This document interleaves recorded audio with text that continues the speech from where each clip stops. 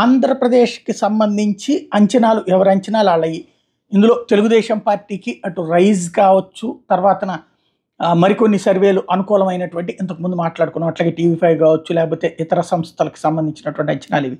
అలాగే వైఎస్ఆర్ కాంగ్రెస్ పార్టీకి సంబంధించి పార్థదాస్ ఎవరైతే ఈ ప్రముఖ సెఫాలజిస్ట్ ఉన్నారో ఆయన కర్ణాటక, ఆంధ్రప్రదేశ్, తెలంగాణ ఈ 3 చోట్ల కూడా సంక్షేమ పథకాల ఇంపాక్ట్ మహిళల మీద చాలా ఉంది అన్నటువంటి అంచనా వేస్తున్నారు. ఈ 3 చోట్లే కదా, అక్కడేమో ఉచిత బస్సు కర్ణాటక, తెలంగాణలో, ఆంధ్రప్రదేశ్లో నవరత్నాలు. వీటి ఇంపాక్ట్ మహిళల ఓట్లు చాలా కీ కాబోతున్నాయి.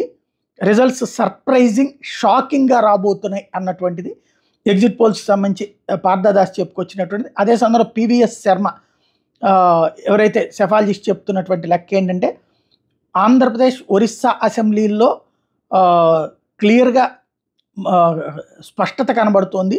ఇందులో ఆంధ్రప్రదేశ్లో వైఎస్ఆర్ కాంగ్రెస్ పార్టీనే మళ్ళీ అధికారంలోకి వస్తుంది. 97 నుండి 114 స్థానాలు వస్తాయని అంచనా వేశారు.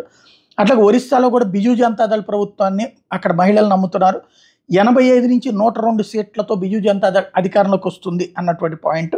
ఈ 2 చోట్ల కూడా ఈ విధంగా ఉంటుంది అన్నటువంటి పివిఎస్ శర్మ చెప్తున్నటువంటి లెక్కలు.